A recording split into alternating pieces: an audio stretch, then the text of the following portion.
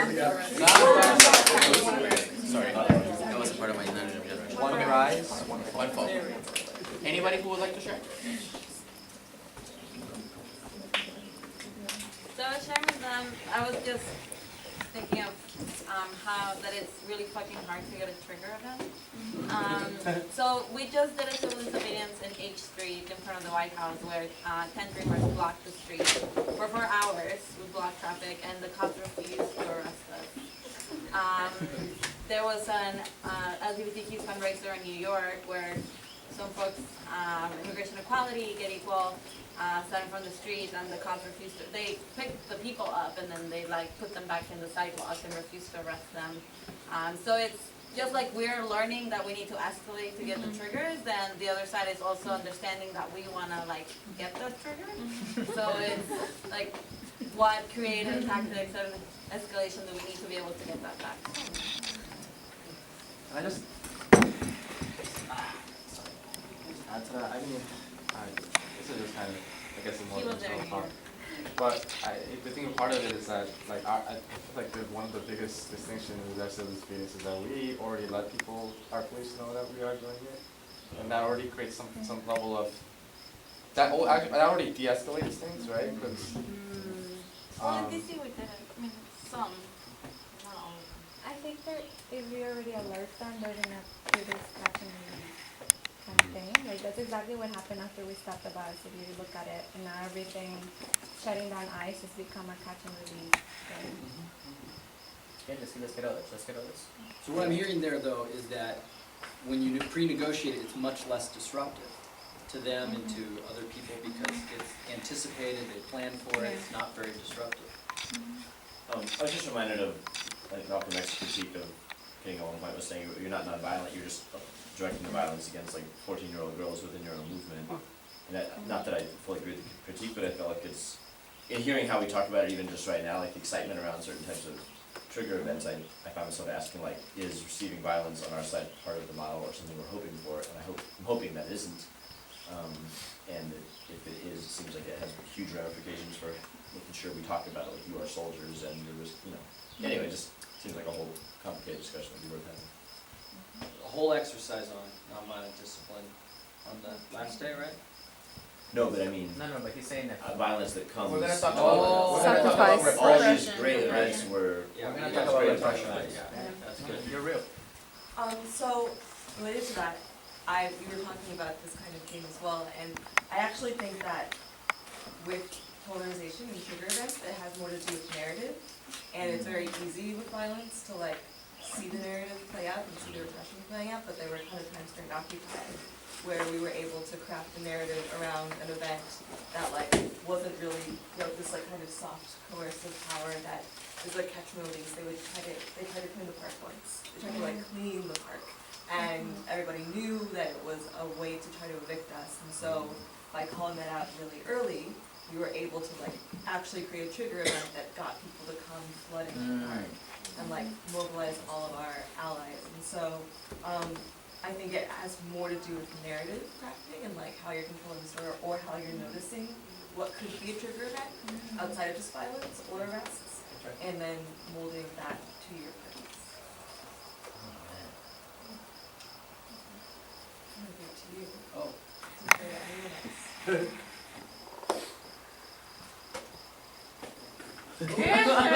else. Trigger event. What Janae and I were talking about was about like the small actions and how we sort of talked about how I think the way it was framed was kind of like, you know, small actions to get like people's sort of support and get like attention, but I'm thinking, yeah, raise awareness, but also how it could also be used to like have people like see themselves, see their own agency and things like, you know, if they're also on one person, they could also do something too. And the reason why we say small actions is because it's so hard to get caught up on the trigger events. Because, you know, it's like you begin and you're not gonna get one out of it. Yeah. So I think it's important to know that there are small actions and that we also have to become really good about doing good small actions. That give a lot of agency, that are fun, that are engaging, like the borrow, you know, like I thought that was awesome, you know. People have a blast, you know. Small actions are very important because that's what you can do to maintain your organization. But the big shifts in public opinion in your power graphs, they came from trigger events and moments of the whirlwind. They did not come from small actions, except for rare cases. So it also seems like team-wise, if like you're talking about your movement, the small actions also prepare you to be ready to take advantage of a trigger event, and a trigger event helps prepare you for a whirlwind. And I wouldn't say just prepare, sometimes Or small create. actions can help create trigger events, and trigger events can help create moments of whirlwind. But what we call prophetic promotion, the reason we call it prophetic promotion is because prophets a lot of times will say something before it's a reality, and because of that it will become a reality. Okay? So like concert promotion is prophetic promotion, because when you're pitching a concert or you're doing a lot of promotion, you don't know it's going to be that guy. It's going to be that big, but you have faith and you pitch it as that big, and then it becomes a reality because people want to. Who wants to be part of the largest civil disobedience in American history around immigrant rights? Okay, right? Who wants to be part of an action where they go to jail for a month, right, as one person around car check neutrality? We could really do that. A great soldier for the cause. That is a wonderful small action for the labor movement. I'll pitch it to them, actually. That means that we got 1 month. Okay, good. So let's continue, team, because this is good. Now we want to reveal what are some of the factors that creates good escalation. So another mantra that Paul and I are using is that good actions or good action means good equals good polarization. Wait, I'm sorry, can you go back for a Yes. minute?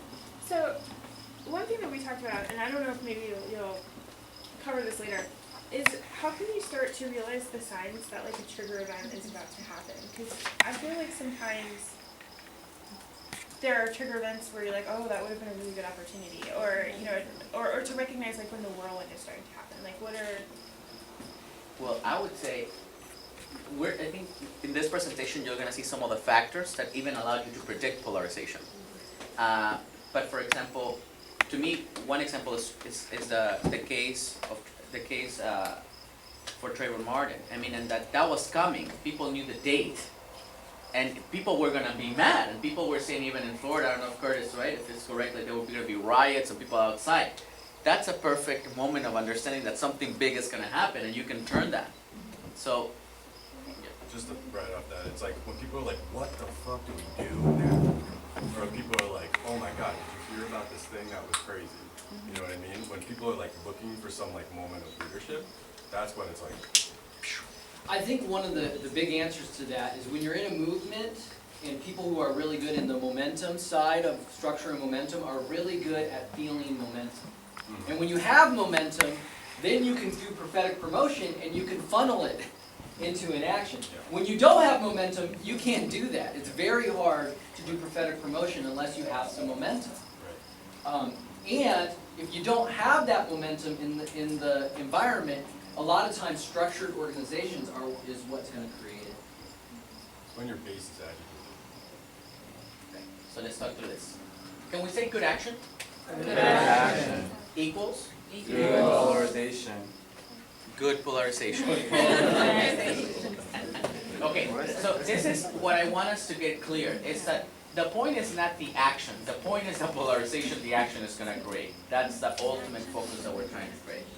Was there bad trigger events in your power graph that polarized in the wrong direction? Yes.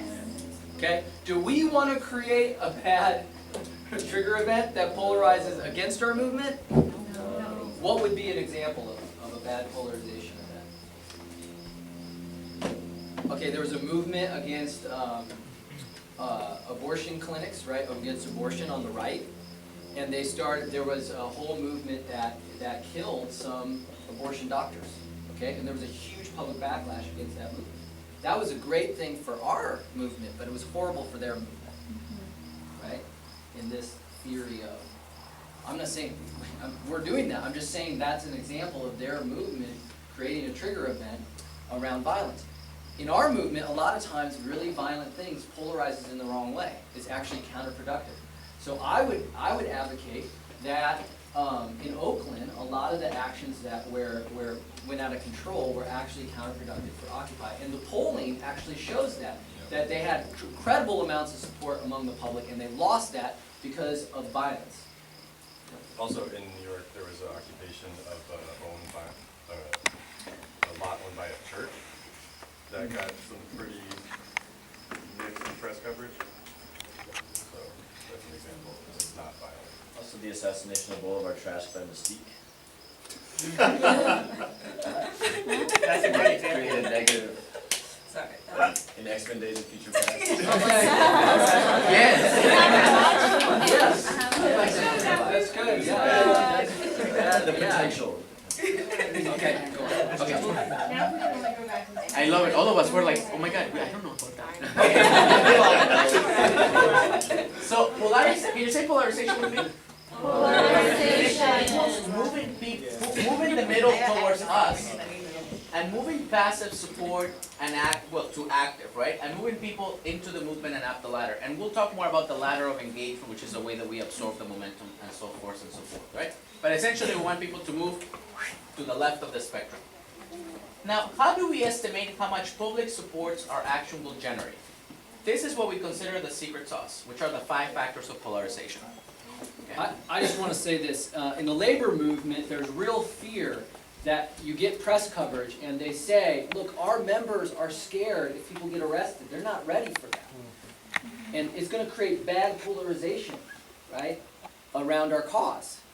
And they don't do polling, they don't actually a lot of times talk to people to actually prove that, but that's the fear. And they say, how can you know that if you polarize the crap out of this issue, if you get a lot of press, how do you know this is going to be actually good for us, right? And I'm like, okay, civil resistance really talks about the factors that really allow you to basically predict what's going to happen. And I tell you, the same thing happened in Wisconsin around collective bargaining. Is collective bargaining a popular demand? No. No, it's not. Collective bargaining isn't, but it was a defensive fight, right? They had to pick it because the governor was trying to eliminate it. And they asked me in Los Angeles, do you think we should escalate and polarize around this demand? Okay, and I said, I looked at the polling and I said, yes, I think you should do it, but I don't know how, I mean, the levels of disruption is questionable, but I think that you're definitely going to win if you polarize. And the reason why is because of the 5 factors of polarization that I felt confident I could tell them that. So I'm going to go through what it is. The first one is, if you want to know how somebody's, whether or not they support, not your tactic, but whether or not they're going to polarize, which side they're going to choose in any conflict, okay? The biggest thing they're going to choose has to do with the demand or the framing of the goal. So if in Wisconsin, right, if you do polling around collective bargaining, that's the first thing about whether or not they're going to choose you or they're going to choose Scott Walker is whether or not they actually believe in collective bargaining rights. Does that make sense? Obvious, right? But it's actually, a lot of people don't internalize that basic understanding. Now, that's not the only thing. There's 5 factors, so some things change that. But that's the biggest predictor. If you really want to understand, and most of the time, who's going to choose your side over another. Now, the tactic, that's a whole other thing about whether or not they support the tactic, but the actual cause and whether or not it polarizes people to the cause has a lot to do with whether or not they believe in the cause. And when you elevate and create a moral crisis and polarize, it makes them have to choose a side. And the biggest thing to choose how polarization is going to go one way or the other has to do with how they actually believe in the demand or the framing of the goal. You see how important popular demands are?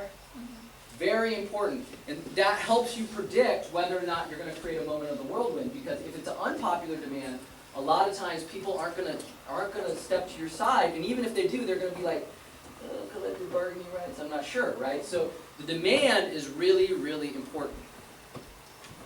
No, yeah, like a popular demand is the Dream Act. 95% of support in the Latino community. Is there a song they used to sing in the civil rights movement that might sum this up? Whose side are you on? Oh.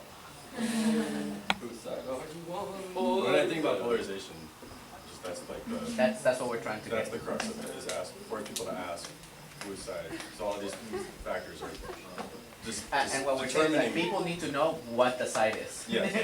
And We have to have a good popular side for people to The know. freedom side. These factors, these factors are some way of measuring whether or not they're going to choose your side. essentially. That's right. So you want to frame the choice really clearly, and this is how you frame it. Yes. One person kind of talks about this as sort of like theater. Like actions in civil resistance is a lot about theater. And but it's like real improv theater where people actually go to jail and get beat. Okay? So it's theater with real consequences, with real players, and people that don't even know they're in the theater. But you have to set up everything so that the audience of the theater actually chooses your side in this theater. Okay? And the second big thing in the theater about whether or not they sympathize or pick your side is whether or not they see levels of sacrifice and levels of disruption. So Gandhi, he really believed that, and he got this from also spiritual practices, where in a lot of mystical traditions and a lot of spiritual traditions, what you sacrifice for, your principles, your values, your deities, your gods, that becomes elevated in your life. Whatever you sacrifice for becomes elevated. That's the concept that there's a whole Hindu concept around this. And he believed that the nonviolent resistance was a practice of sacrifice that elevates the principles and demands that you talk about. I was wondering if you could talk about the role of allies and this idea of like the endless capacity to suffer, because in some of the things we talk about, people who are really being oppressed have already suffered, and perhaps this is an opportunity for people who may not be on the receiving end of the oppression to step up and engage in some of this suffering. I mean, it just seems that I'm not articulating this well, but Share the suffering. yeah, I mean, it just seems that in a lot of movements, stuff happens and gets pushed forward by people who are already extremely oppressed, and that there's a role for people who are, in the majority to step up and be stronger allies, and take on this part of the. Yeah. Well, Erica Chenoweth does studies about, well, first thing, in warfare, we push people to make sacrifices for the cause of nationalism, right? And because of that, we have this idol of nationalism in our country that a lot of times is really bolstered through the sacrifices of people dying for our country in war. And he says nonviolence is the same way, right? We have to encourage people to make that sacrifice. But I hear what you're saying in that who makes that and how. And also, there needs to be a ladder of engagement. Not everyone can make the biggest amounts of sacrifice. That's okay. Sometimes you need to do small actions. You're not ready there. But I think, and this is what Gandhi talks about, is that we need to encourage people to go through a process of choosing voluntarily what they're willing to sacrifice for a movement. Because that elevates and purifies the principles that a lot of times mean the most in their lives. Okay? But that process is not, we can't coerce people into that. We need to have a collective process where people can come to that conclusion whether they want to or not. To me, it's condescending to tell people not to do it. Like when we were doing a hunger strike, the most militant people were Dream Act students. All right? So it wasn't like they wanted us to do more, like they were the ones leading it, and they wanted other people to make deep sacrifices. So in the movement, I actually think the people that are most effective are already the ones that are making the deepest sacrifice, and they need other people to embrace or hold the sacrifice with them. Just real quick today, I also think that part of the theory is two things. One is people in some ways exemplifying or dramatizing the oppression that's already occurring, so that it makes clear